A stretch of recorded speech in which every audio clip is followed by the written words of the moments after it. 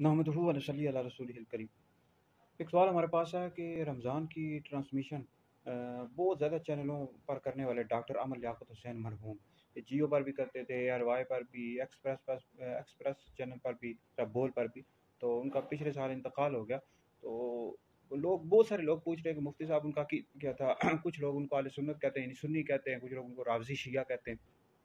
तो इस हवाले से आप बताएं। देखिए, मेरी मालूमात के मुताबिक डॉक्टर आमर लियाकत हुसैन मरहूम ये सच्चे आशिक रसूल थे, बहुत बड़े आशिक रसूल थे।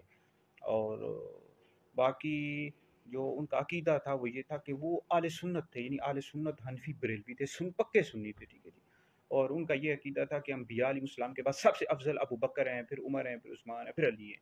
यानी सबसे अफजल जो आले सुन्नत का ये अकीदा है कि अम्बिया के बाद सबसे अफजल अबू बकर हैं, फिर उमर है, फिर उस्मान है, फिर अली। मौला अली का चौथा नंबर है। तो जो शख्स मौला अली को अबू बकर उमर से अफजल बताया, ऐसे शख्स गुमराह बददीन है और आले सुन्नत से खारिज है। डॉक्टर अहमद लियाकत हुसैन साहब का यही अकीदा था कि सबसे अफजल अबू बकर है। और हमने खुद सुना भी है टीवी चैनल्स पर, दीगर कई जगहों पर, कि जिसमें वो कहते थे कि मैं सबसे अफजल जो है ना अम्बिया के बाद सबसे अफजल अबू बकर सिद्दीक रज़ी अल्लाह ताला अन्हु को समझता हूँ।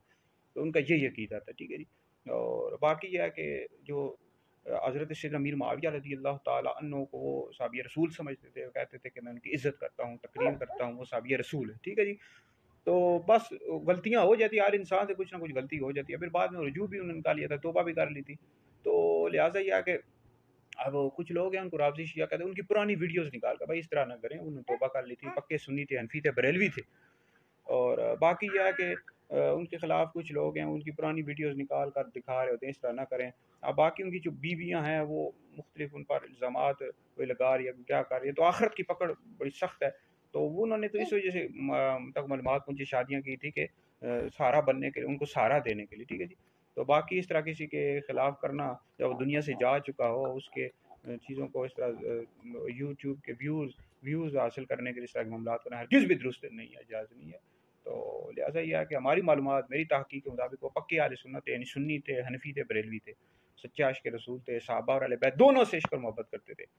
तो हम आले सुन्नत सहाबा और अहले बैत दोनों से इश्क और मोहब्बत करते हैं। अहले सुन्नत का बेड़ा पार असहाबे हुजूर नज में है और नाव इतरत रसूलुल्लाह की। लिहाजा उनको गाली गलौज न दिया करें।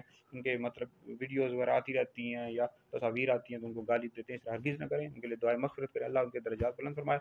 और बाकी उनके खिलाफ जो इस तरह कर रही हैं, उनकी बीवियाँ मामला जो साबका उनकी बीवियाँ थी या जो उनके निकाह में थी और उनको उनको दुख तकलीफ दी, उन पर भी लाजिम है तौबा और इस्तिग़फ़ार करें कि उन्होंने उनको तकलीफ दी और दुनिया से चले। अल्लाह ताला उनकी मग़फ़िरत फरमाए और उनके दर्जात बुलंद फरमाए।